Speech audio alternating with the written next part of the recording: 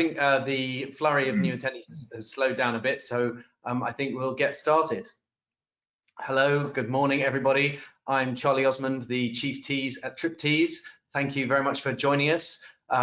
We felt, obviously, with the world changing and events rapidly changing bookings and all sorts of things for hotels around the world, it would be a good time to get together and to talk a little bit about how you should be planning and preparing as a hotelier right now, what you should be doing, what the COVID-19 challenges and issues mean for your business, and also how to be ready for when they turn around.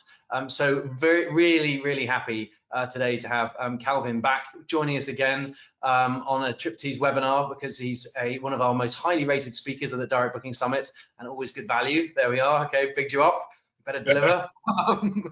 No pressure. And we thought what we'd go through today are a little bit about what we're seeing out in the market, and then some advice on what you could be doing as a hotelier to make sure that you use this time well, and that you get your business back to where you need it to be as fast as possible.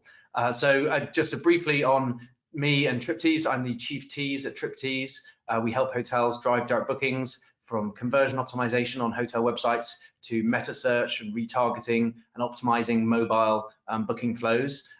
We do that for hotels around the world. So one of the things we've I guess been able to see over the last few months is how Asia has been responding to this issue, because they've had it earlier. Anyway, that's enough from me. Calvin, please, I'll let you introduce yourself and your new working world.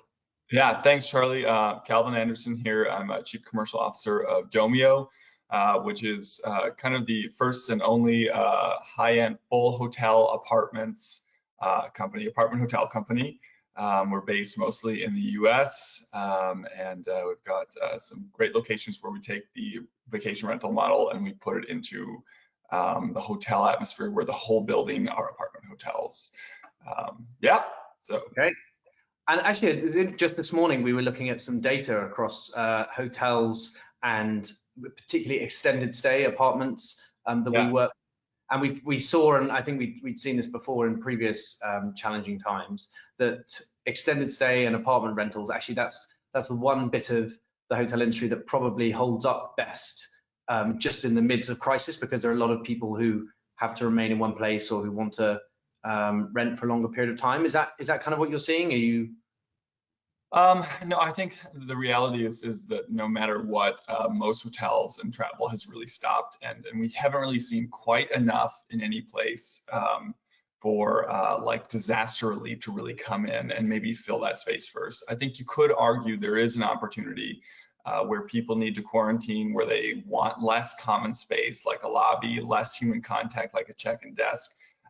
That some of the well-maintained vacation rental spaces may receive a little bit higher bump, because if you have in-unit washer and dryer and a full kitchen to take care of yourself, it's a better place to probably find yourself if you have to be somewhere long-term. I do think everyone is generally hurting pretty bad, with probably not too much measurable distance yet. There might be a higher bid on that when emergency disaster relief says, what are the amenities of a room? And they may choose those units first. Is the only thought that we could have. I don't know if we're seeing enough to say indefinitely, though. Yeah, I mean, I know from my own personal experience, a resident of New York City, and that's where my wife and my kids go to school there, but I got caught and stuck outside the country, and that, because of the ban of, if you've been to the UK within 14 days, you can't get back to New York. So I'm currently waiting it out here in Mexico in a hotel room. And this morning, having spoken to the Department of Homeland Security, they're telling me I now have to wait another 14 days. I've suddenly found myself this morning thinking, okay, it's probably time I move out of a hotel. I need to move into an apartment if it's going to be another 2 weeks, because yeah, just the cost of that. So yeah, I know, I'm sure that there are other people trapped in similar situations, perhaps not enough to make up for the bookings the hotels will be getting, but certainly one type of audience or customer. Okay, great. So I guess the prime starting point is, hoteliers through times like this when things are really tough. Where should you start if you're in revenue management or in marketing? What are the key kind of things to bear in mind? Yeah, I mean, this is a tough one, right? I don't think we've ever dealt with a world where globally hotels are closing down. And my guess is almost anyone currently is in an atmosphere where they've dealt with, if they're still working right now, where your colleagues have likely been possibly ripped or even prolonged in some cases. So we're talking about much smaller teams, and you may be the keep the lights on team and then turn the engine back on when it's ready. Which is, you know, a really sad thing for our industry, you know. But if you are there, I think then that becomes your job in a sense, right? Which is to focus the business right on what's going to happen, where it's going to happen. So I think one world people are probably living in, especially if you're not in a big management company worth of hotels or a big brand, is should we keep the hotel open or closed? And I think one of the toughest questions is if you're in a heavy union environment where labor costs are even heavier, that kind of, you know, so one, know your costs to keep the hotel open. And so you know what kind of business you should be targeting. So if 1 or 2 transient guests show up and that's all you've got, that may be more expensive to keep the hotel open in that situation versus ultimately closing it down for a short period. I also recommend a lot of people consider a world where if it is super high cost to keep it open, to consider an environment where you are you have an open funnel to disaster relief business, hospital business, embassy business. There's a lot of embassies that are trying to get Charlies home or out of the country maybe too. And missed closing airports. A lot of airports globally have closed down now. And so there's a lot of stuck people. And so you've got, I think that those are players that if you can get 10, 20 or 30 or 40, then maybe you justify your costs and a little bit of payroll. So even if you're closed, I think I'd keep my mind open to those opportunities. I would also be watching, a lot of cities have never dealt with a whole city that's closed down. And so there's a lot of CVBs are pulling up literally Google Sheet lists of hotels that have said, we're still open, we're ready for business. And I think, Charlie, you'd mentioned something yesterday when we were talking. Where was it that you said was taking a hands in the air for hotels that are open? I am going to ask them to send me a message on the yeah, my God. There are some things. Actually, sorry, I'm going to just stop for one moment. Sorry, we jumped in without me. I was so excited to get going without going through a couple of the housekeeping tips, which are that we are going to be recording this and send this to you tomorrow. If you have any questions for myself or Calvin, on the right hand side of your screen, you should be able to go into the go to webinar questions and put them in there. And equally, if you have any top tips, things that you've seen working for hotels, please put them in and we'll read them out. Okay, sorry. So getting back to that, you were saying a lot of cities or a lot of people won't have ever experienced a city closing down and shutting down, and so there are new certain types of demand that could appear in that case. Yes, like CVBs are finding it, knowing that they anticipate disaster relief demand coming. They haven't had it yet. So outside of cities like New York, I mean, I know the Bay Area was one of the first bubbles, but never really exploded yet, but they're really getting ready for it. So, I mean, Miami is a great example. The CVB of Miami literally says, like, here's a list of the hotels that are accepting guests and are approved businesses to stay open as essential businesses. And I literally happened to find it by just Googling like COVID, Corona, Miami, CVB. And literally all we had to do was jump in and throw our properties on that list, and they were super responsive. And actually, as a result of that, one of the major hospitals in Miami kind of said, listen, we have a lot of families or doctors and nurses that don't want to go home to their families and they want to kind of self-quarantine. And so that opened up the door to offer some charity options. But I think as things grow, you know, we may, you kind of develop those relationships early. And we also took the time to literally write to the gal running this list and just say, here are the amenities we have. We're in these locations. Let us know if you need anything. And so I think that's it. A lot of this is going to be organic right now because there isn't a process for this in place. Yeah. Okay, great. The team have just posted the one website to check out. Maybe is hospitalityhelps.org.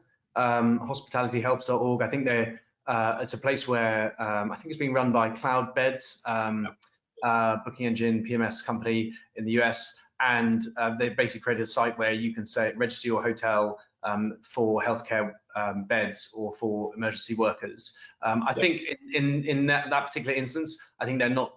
Some hoteliers are doing it because they just want to help.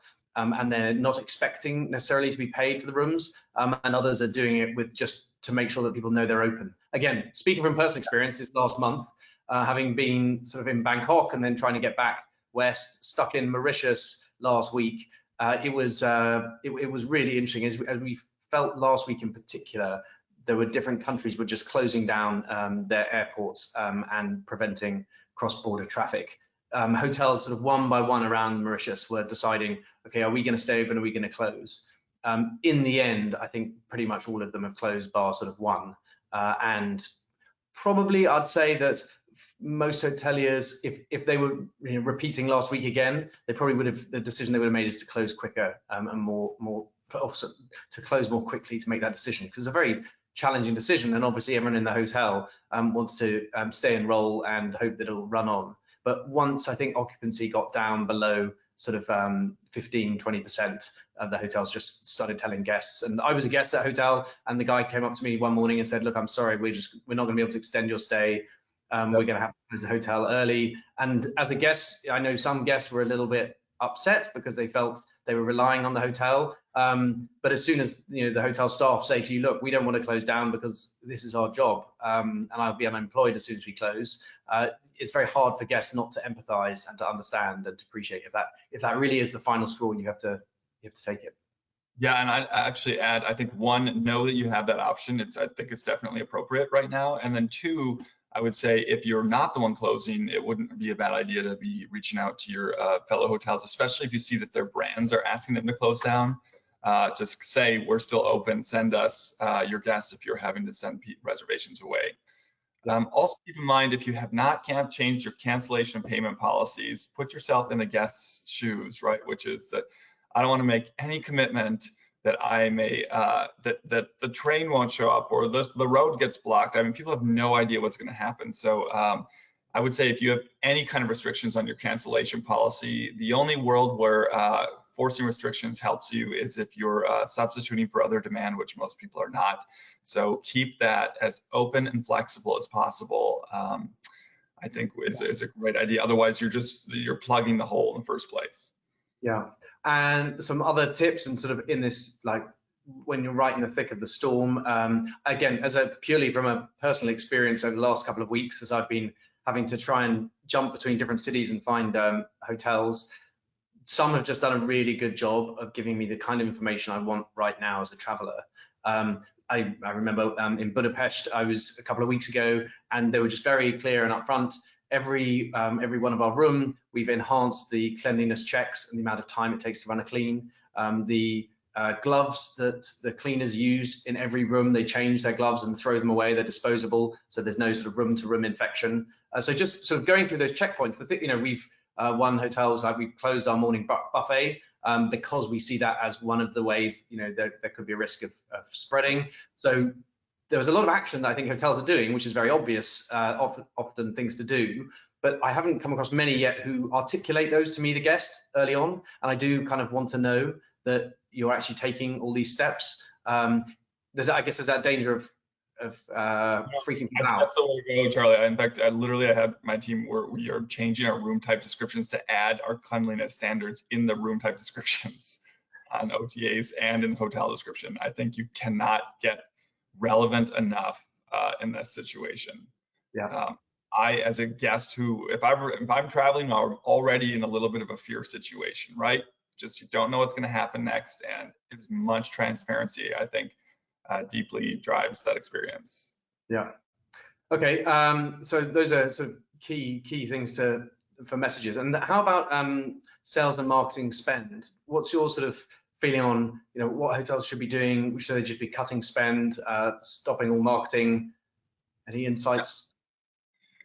Yeah, listen, I think that if you're open, you should, I always say marketing should be, and sales should be, right there with revenue management as a single commercial effort aligned. And I often suggest that marketing, especially media spend, should be run like a Wall Street day trading war room, right? which is to suggest that you don't continue losing money where you're not making money, right? And I think that what I would be doing is I would be having all of my AdWords, Facebook ads, Expedia travel ads, every single ad platform that is a buyer display programmatic. One, make sure if doesn't necessarily mean you should shut them off, right? What's possible is that if everyone else is shutting them off, you could be buying things for buffalo nickels, right? And there are some travelers out there, and there's a lot of hotels closing down. And so what I would say is you should absolutely open them up and use the same logic that hopefully you're using before, which is I am looking for the best value that I can get in marketing. And so what I would say is you should, one, make sure your content is relevant. Maybe don't offer hot spring vacation packages, at the pool. So consider what you're selling. So I would get on there, reform your content to be super current period relevant, right? And focus on the COVID and Corona and the health steps you guys are taking. Talk about a 14+ or a long-term stay rate, 0 cancellation things, and maybe make that the center of what you're advertising. And I think if you're getting a good return for that money, which my guess is there's a lot of people that are probably, if your bidding is decent, you're probably getting, double what you were getting before because there's just so less chase on it. AdWords to say, to kind of put the right AdWords alongside your hotel. I think there's a lot of opportunity there. So I think a lot of people are super cash strapped, but if you are still out there in the market looking for, business, I think that this is an opportunity to lower the cost of your bids dramatically and probably maintain, for pennies on the dollar, a really great digital presence. Yeah. So I wouldn't say shut it off at all. Yeah, we were running a Corona virus seminar in Bangkok 3 weeks ago, where obviously it hit Asia a lot earlier, and also that is Thailand is a country that's suffered a number of crises over the last decade, and the key kind of bit of advice that I heard there that I think really resonated with people was that now is not a time when you're going to generate new demand. So top of the funnel branding spend in marketing is probably not a good place to put your money right now. However, if you can identify people who are lower funnel, who despite because of the COVID-19 time are still looking to make a booking right now, if you can identify those people who are actually in market right now, then that's where you should put all your money, because as you say, you can often get a good return, and those people are going to book regardless, right? Or because of still online booking, right? Yeah, so it's about moving that marketing spend that might have been kind of top heavy, getting people into the funnel, and really pushing it, putting the spend down into the bottom of the funnel on things like meta search, retargeting, so where people have been on the website and run searches, or are searching for your hotel right now on Google Meta. That's a better place to spend because you've actually got real guests who are considering booking. Yep, and you just have to be watching those returns. I mean, there's a deep responsibility for every marketing dollar right now in any organization. So I often say, if you're watching almost on the hour, every other hour, you're not going to make a lot of spend mistakes. And so I would just keep those dashboards up, watch it, lower your bids, and see what happens so that you're not having to justify why you spent so much with very little return. So don't set it and forget it. That would be the key. And then, and you talked a little bit there about different markets or opportunities, people who specifically want to book right now. I know, again, talking to other parents in New York City who've already been in lockdown, it feels like, for a week with their kids. That's quite stressful and hard work in a city. And some of our friends who can see that that's something they're going to be doing now for 2-3 weeks more are starting to think, hotels. Could we go for 1 week, get out of the city, and do our online schooling for a week from Connecticut or New Jersey or something. And so those domestic travel opportunities for people who really are looking to escape, because it is hard work, I think, being stuck in the city with kids on an ongoing basis and they're not going to school. Yeah, I think I don't know if New York City is a city where you can escape anymore. I think the rules are, if you've been in the city, you got to be there for 14 days. Well, I suppose you could quarantine somewhere else for 14 days.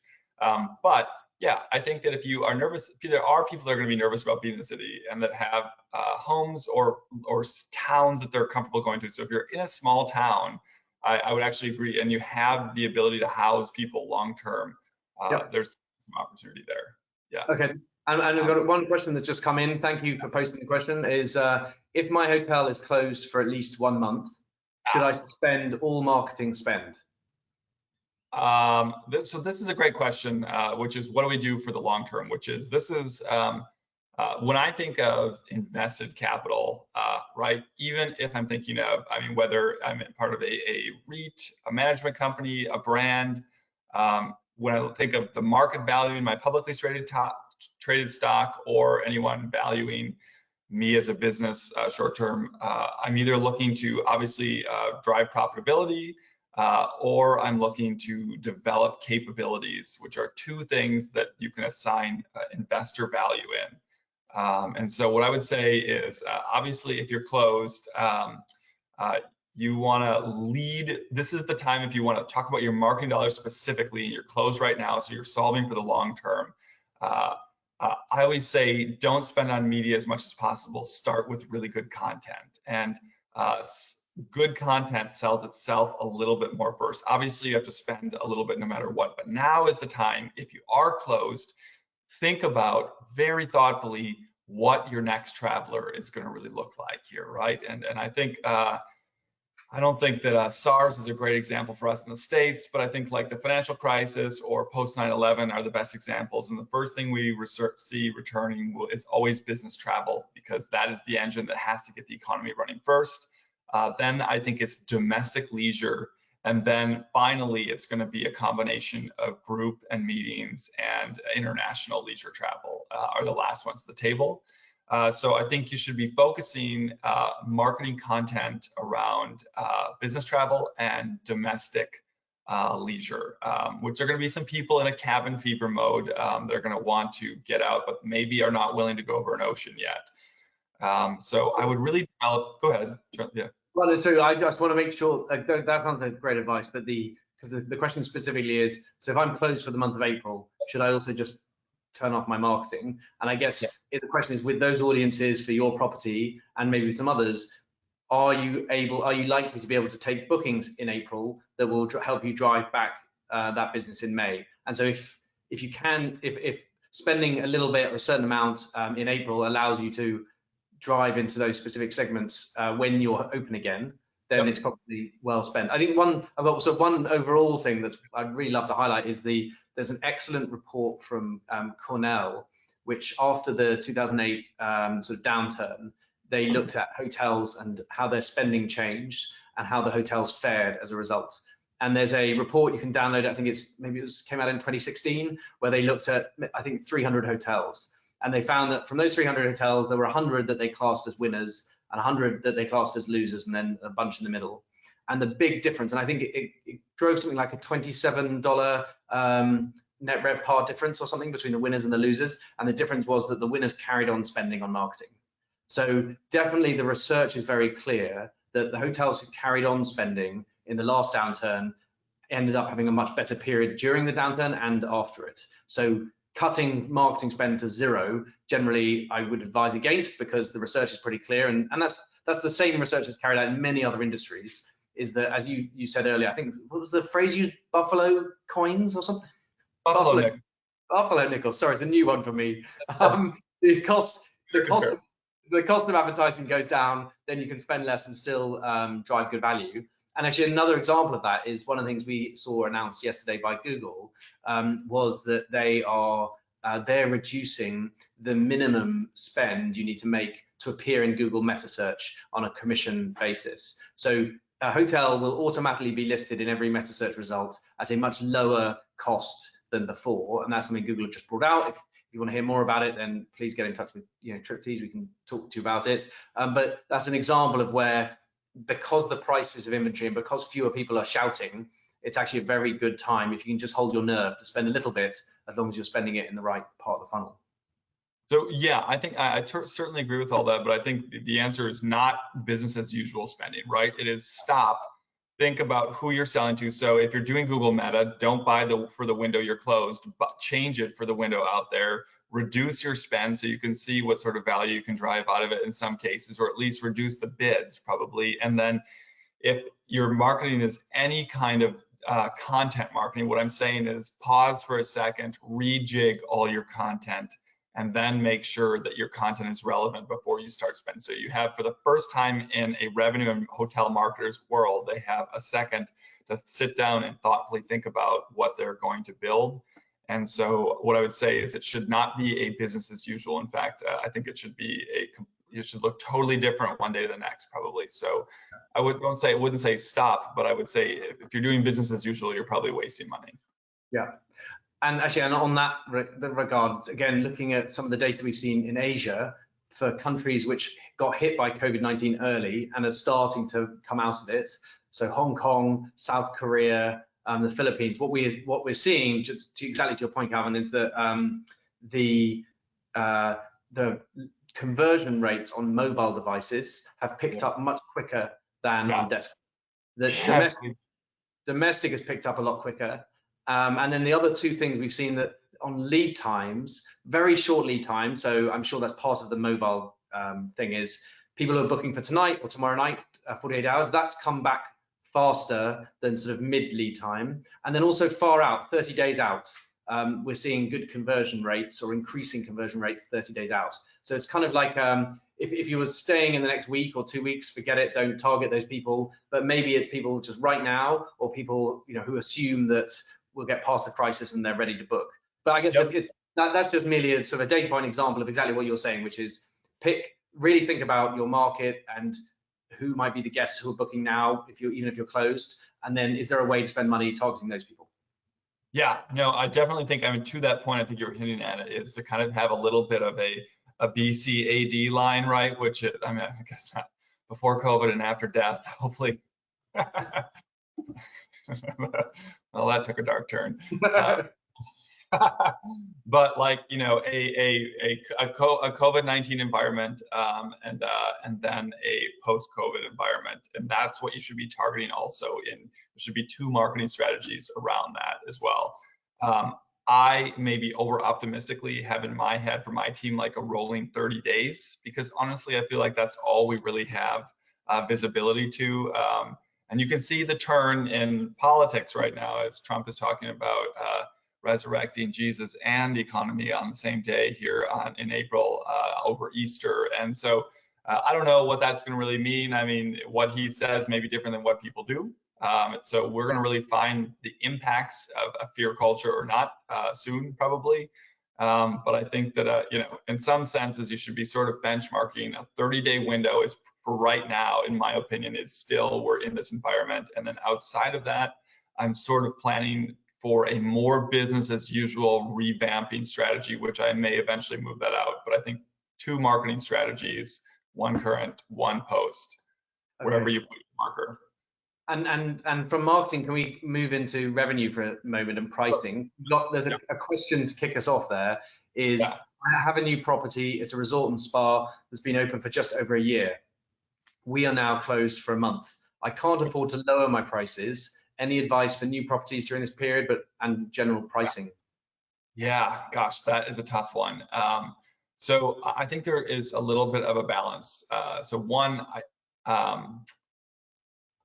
find myself in two worlds. It's not race to the bottom, but it's also don't be undynamic in your pricing. So I guess the best thing I can think is to put myself in the consumer's seat as I'm looking at your hotel, and let's talk about both environments.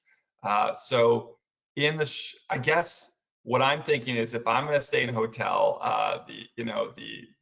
I'm thinking right now, like, wow, I'll bet I can stay at a nicer hotel than I could stay at before, is definitely what I'm thinking. I mean, I was more than 14 days ago in New York City and definitely got to stay in some higher quality properties for lower prices. And I was absolutely looking for that. And I think even a wealthier guest is, people love discounts no matter what. So what I would say is price to convert, which means probably a world where your discount from retail band, so if your discount band is up here, maybe don't drop that, because you can't drop the reality of your value, but you're going to want to really look at the discount levels that fall below that, which you maybe, offer discounts for lead time, for length of stay, for qualified audiences that are incremental to your funnel, and super opaque audiences and stuff like that. So there may be a world, but what I would say is I wouldn't be tanking retail prices, but I do believe the consumer in this environment where every hotel is empty is going to be looking for a discount. And so that means setting up that exposure to a retail price and the final purchase point being a little bit of a value. I think you're making a mistake if you're not looking at that kind of a stack in there. And you're, I think proud and empty is not a strategy that gets a Nobel Prize. I think that you got to kind of, and I think sometimes a good guy in revenue management once said that half of great revenue management is explaining a loss. And so what I would say is, you maybe can't afford to have, to lower your rates, but you also can't afford to be proud and empty either, probably. And so if you're going to be open, you're going to be opening back up. What I would do is I would go get alignment with the people that are putting that pressure on you, right? Which is, what do you guys want, right? Like a revenue manager is not a magician. And I'm flattered when people think, we are, but do you want to keep this hotel running? Do you want to cover your costs? And so someone who's stammering that I need to have last year's rates no matter what happened in the world economy, you can tell them that magic only belongs in a young girl's heart, I think as the song goes, right? And so I would look for a conversion value proposition in your pricing stack so that people see that and they convert, and that will help you not give away the lowest net rate possible. But also what I would say is when you're getting that kind of pressure, you need to go get better alignment and realistic alignment with owners and put the options out on the table and say, listen, here's the risk if we hold price here. And then if you want to drop, where's a world where we cover it? So you should be looking at a lot of behavioral segmentation where maybe you can bring in a lower rate for an incremental buyer and you can keep your retail rate higher. But I would just get that alignment with those people. And one other thought, again, purely, I always hesitate to go with personal experience, but I do feel I've been traveling more than most in the last few weeks. And I know, when we flew over here a few days ago, it was the first time I've ever been in an airplane where the entire economy section got upgraded to business. We were sitting in economy, and normally normally the economy section, there's an economy and there's premium economy and there's business, and the rules are you can only make one jump. And in fact, we got on the plane and the cabin service director just said, screw the rules. I know you're all flying under unpleasant circumstances and you want to have distance from people, but you can all move to business because there's enough room for it. And actually, the reason I bring it up really is because it's interesting. And just in the last 3 hotels I've stayed at in the last 2 weeks, 2 of them have, in a sense, super upgraded. So we got a good rate, but the rate wasn't far off bar for the bottom category of room, which is what I was trying to book.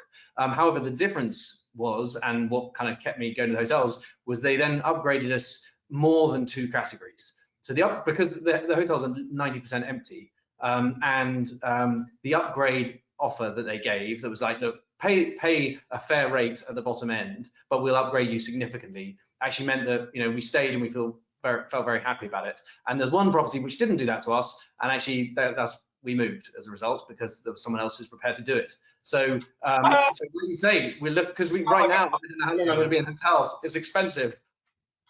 Yeah. So. No, fantastic idea. Actually, I love it. Right, which is, and I mean, the most basic economics question on the hotelier side should be that what does it cost to clean a room differently, right? So if you're putting Charlie, upgrading him to the Batman suite with 4 different rooms, that's going to cost you a lot more. But if you're just giving Charlie a dumpster view versus an ocean view, which probably doesn't cost that much more, that's a fantastic idea. Use your high-end inventory and make this experience wonderful for the people that are there. And I think community talk is actually going to be a good way that we're going to be in a little bit of a community cloistered world. So people who have friends who are in the same situation, especially at hospitals and stuff like that, or like we talked about with the embassies and stuff, they're going to tell their friends about the experience they're having. So I think use your high-end inventory absolutely the most here. great idea. Okay, and we got a question, a couple more questions coming in. One relating to wholesalers. How should we handle wholesalers that want us to deeply discount rates? I don't want to do 2008 all over again and race to the bottom and take 10 years to get back. Do you suggest short-term strategies? Yeah, how should they think about whether it's wholesalers and OTAs, other distribution partners? Yeah, listen, the race to the bottom question, it's do you want to play or not? You don't have to have it. You can be proud enough. So what I would say is I think of like a risk scale, right? And there's opportunity and risk.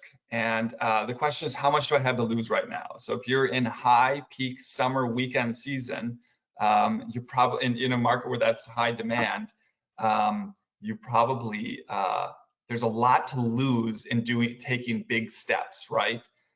Where if your hotel's empty, the risk actually is in not making big efforts. So what I would say is, when I think of a wholesale channel, it's a world where wholesale it's Costco. It's a Costco toilet paper run, people, right? Like, I mean, it is just, do you want it? Do you not? The best price wins it. It's punch and grab, right? So if you want to play in the field, what you want to know about probably are your options in that field. And so in my opinion, if I were looking at a world where I'm in a heavily competitive market set, even in the next couple months coming out of this, I do not believe anyone who tells you that there's going to be a flurry of unleashed leisure travel demand after this is absolutely pulling your chain. I'm telling you, I do not believe that. I wish it were true, and I would love to be wrong. And if I am wrong, record this and slap it all over LinkedIn and tag me. And I'll be laughing all the way to the bank as I'm wrong. But when I'm right, know that there's going to be, that segment is going to dramatically shrink. There's going to be a lot less of it. And so now you're going, do I want it? And if I want it, I've got to bid on it. And what I would say is, in this world, you probably have washed off almost all of your business in the next 60 to 90 days. And so if it truly is a blind B2B model where you're not compromising your retail rate, there's a lot of value in that you should really assess as value. It's the opportunity to get your cake and eat it too. And so your risk here is very small. You have nothing to lose.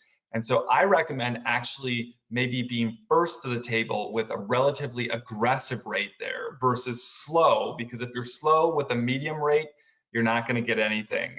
So in my opinion, this is a channel where you have very little to lose. And so you can take small steps up to the higher discount to see if you get it and you'll get nothing, or you can take a big step and then correct quickly back, course correct. So in this situation where you have not much to lose, I actually recommend, honestly, the big step and correct course quickly back if you went too deep, because then you know where I would say you want to be selling to who's buying, where they're buying, and you want to find out if they're buying there. So do it, find out, get to the table first if you want a piece of it, and then don't close your eyes and go to bed for 30 days. Close your eyes and go to bed for one night, and then check what's happening every single day. And then the worst thing that happens is you make 20 extra bookings for the next month. And so if you're watching, it's hard to make too many mistakes. But this is one low risk opportunity. You got to go big and then pull back is my recommendation. Okay. And then OTAs. I know you have feelings about OTAs. Is this an opportunity to change the way hotels work with OTAs? I know in 2008. That was when Booking and Expedia both really grew market share in the market and hotels became reliant. Is there anything to watch out for this time around? Yes, so this is a little bit more of a long-term strategy. So OTAs, you kind of got to understand where we are pre-COVID right now, which is a very interesting arena. So COVID creates an interesting atmosphere here. I can't even tell you how I think exactly it'll work. But so what happened in my observation is that hotels, most of you probably know, traditionally would negotiate out almost a page or two of SEM brand terms, which is to say, I can't stop Hilton from bidding on Marriott's terms because that's Google's free market environment to allow them to do that, right? But if I'm Marriott and I want to put my inventory in the hands of a third party, what I don't need is that third party fist fighting me at the bottom of the funnel when people are already looking for my exact hotel name for my own inventory, because then it's self-sabotage, right? So what the industry used to do, of course, is put really rich SEM brand terms, which says, we'll sell to you as a third party, but I'm not going to go fight myself with my own inventory, right? And so what happened is Google stepped in with Google Meta, which is just the king of meta. In fact, I think that as a user experience, some of the other meta mediaries are not very valuable, but because Google owns the platform, Google Meta, which is the Google My Business listing, is the new SEM, it's the new organic, it's the new bottom of funnel for a lot of users that are just going right to a property and they know where they're going. It's not an incredible shopping tool because, as we all know, it doesn't often surface closed user group deals and stuff like that, which is where the deals maybe are ultimately going to show up in a deeper level that are hidden.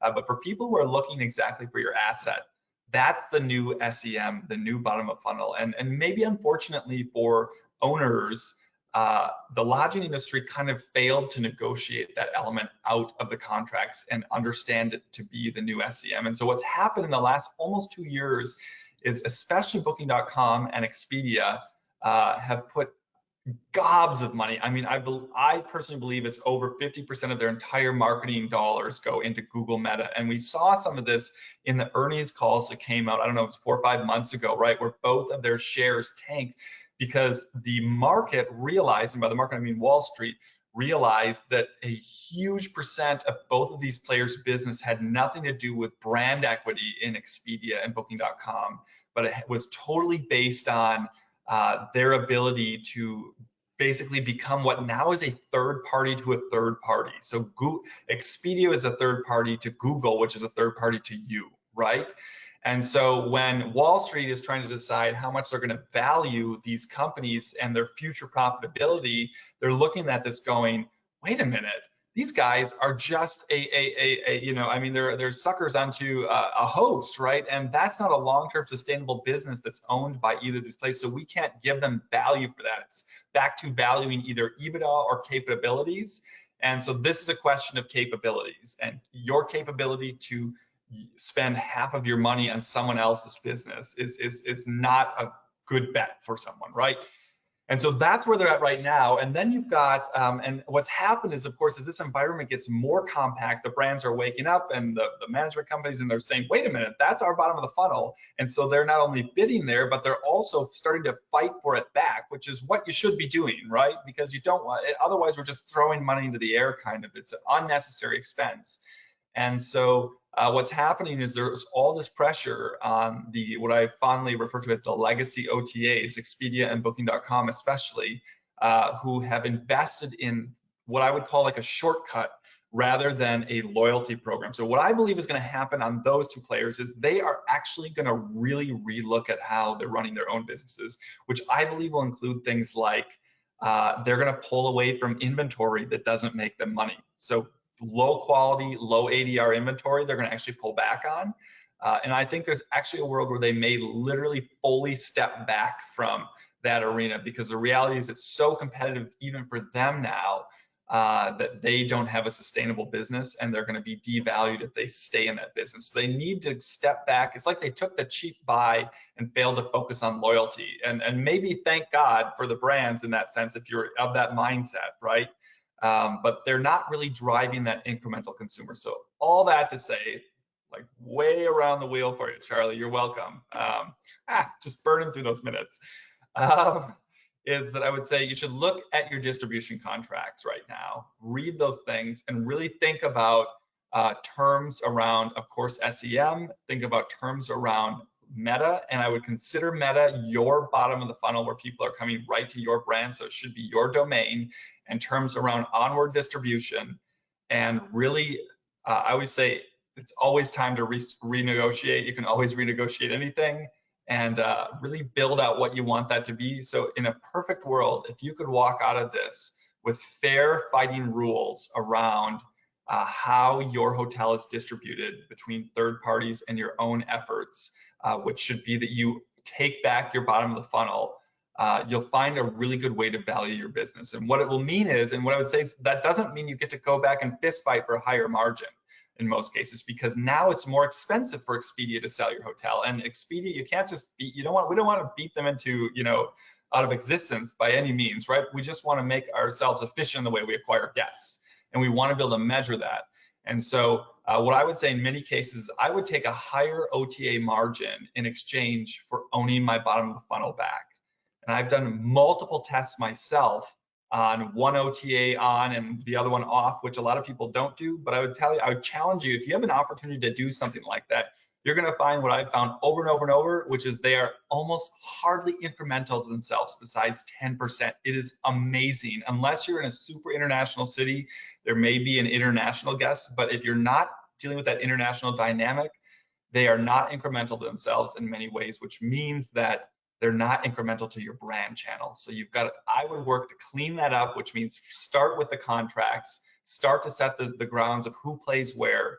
And what you'll find is you'll walk out of this situation with a much smarter customer acquisition strategy and cost, which is almost the opposite of running to the OTAs post 9/11. But I think that's the ground. That's where things were going before this. And if you can do that, you'll do yourself really well. Okay, wow, you covered a lot there. No, that's great. It's really good. I'm going to give my understanding of what you said to make sure it's clear. So for years, hotels have been trying to put into agreements with OTAs, don't bid on my brand terms, but they've ignored, whilst doing that, saying don't bid in Meta on my brand terms. And this is an opportunity to renegotiate, to reopen contracts that you have with basically any supplier, someone like an OTA, and say, actually, we really care going forwards about not having you bid against us on our brand terms in Meta, because Meta has become much more important than SEO, and we want to move those kind of things over into the new contract. And so this is an opportunity to get that clear. And then the one other thing you mentioned there that I think is really interesting, I just want to make sure it's really clear, is when you say the incrementality between the OTAs.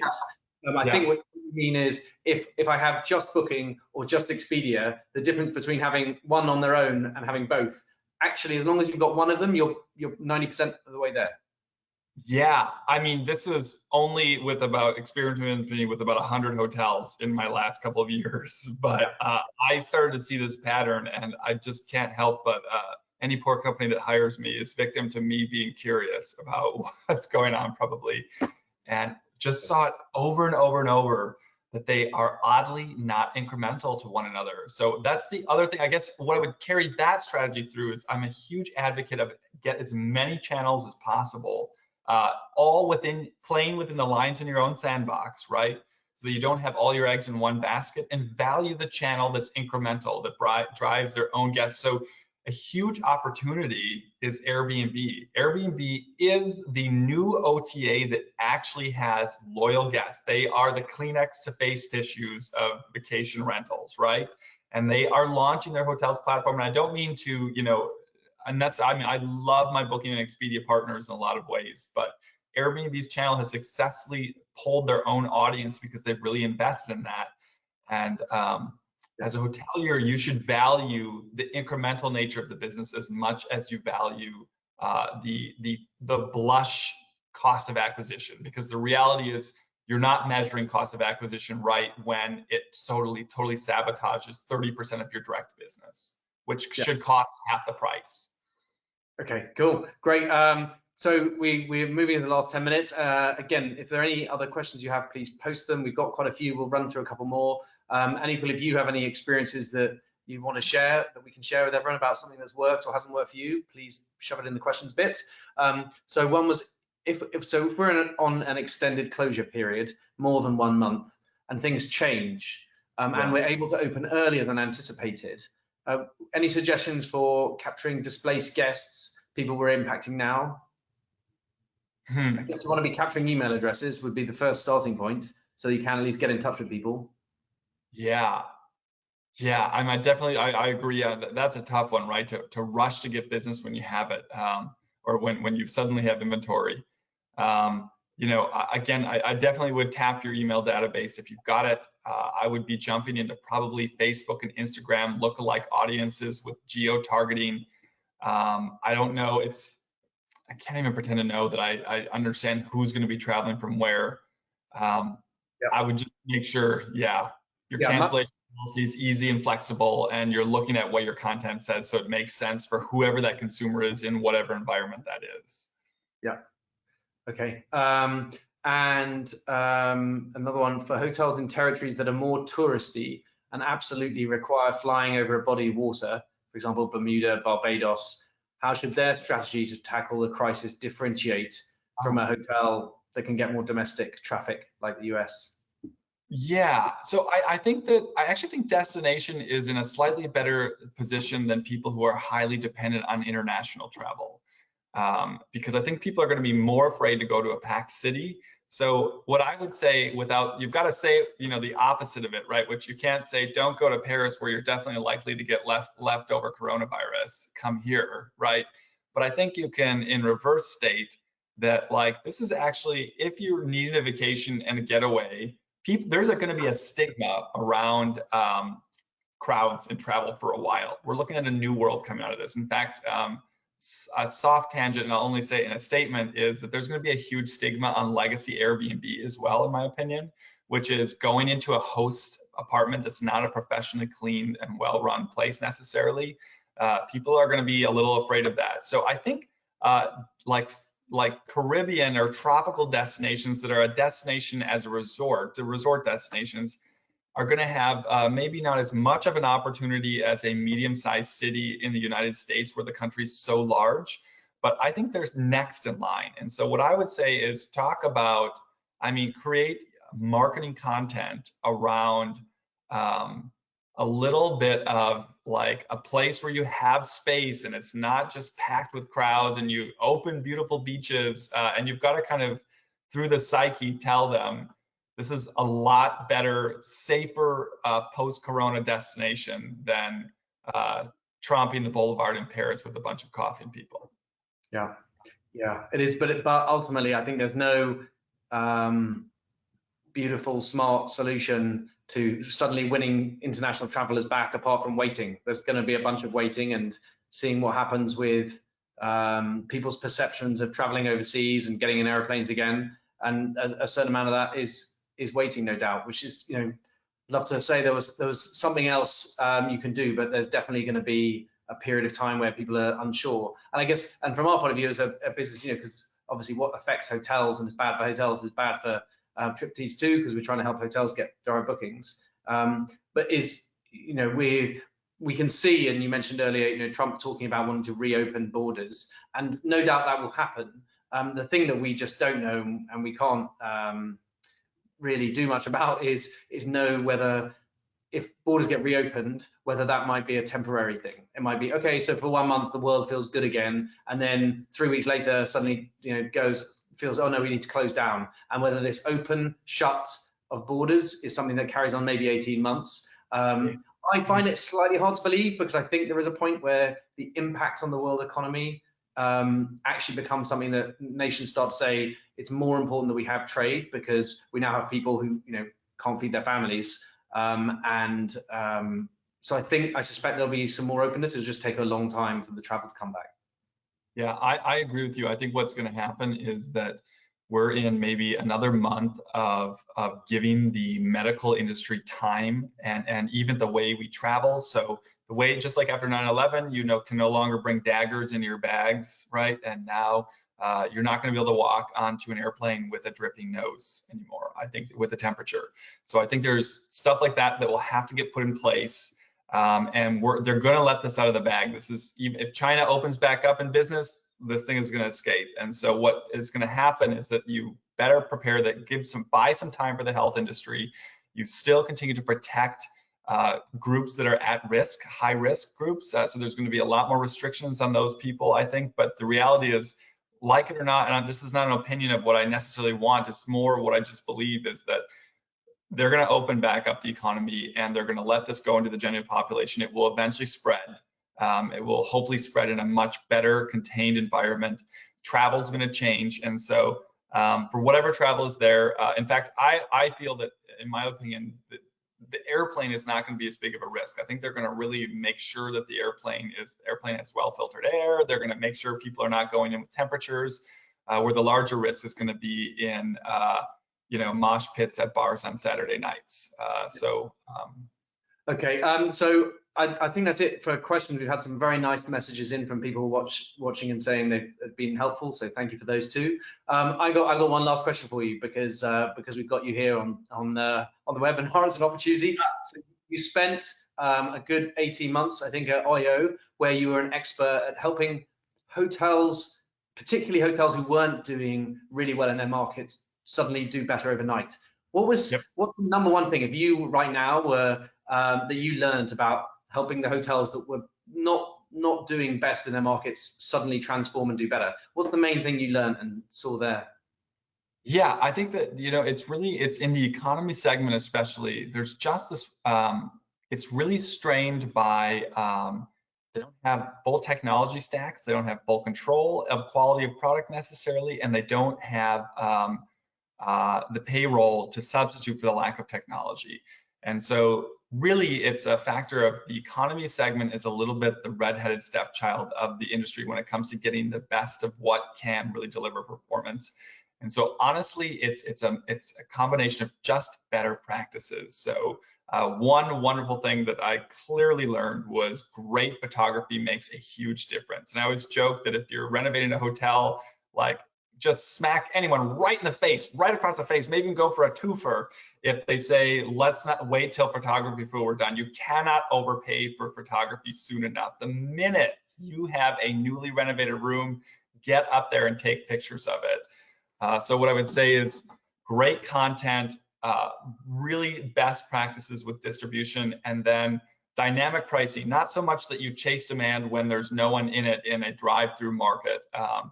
But those kind of simple practices that maybe us in the more premium product are more exposed to, there's just a lot of opportunity for that if you can do it at a scaled level in the economy segment, and there remains a ton of opportunity in that space once it's simplified and streamlined. And do you think now we'll start seeing more photos of sanitary wipes and Purell bottles and cleaners in your rooms? I think every advertising you're going to see like Karen walking into TJ Maxx and just putting a little spritz on her hand and just be like, my God, I love the discounts here. And I think it's going to happen everywhere. Okay, cool. Yeah, I'm looking forward to seeing the first hotel photo that I see where they've actually got, here are our cleaning staff, and look how professional they are. Okay, great. Well, this has been really helpful and really insightful. Thank you very much. A quick reminder to everyone that there will be a recording of this that will be sent out, emailed to you, I think by tomorrow or the next day, maybe with slightly longer turnaround. But Calvin, thank you as ever. Really useful, really insightful, and everybody out there, good luck over the next few months. Yes. Take care of yourselves. Be well. Bye. Bye.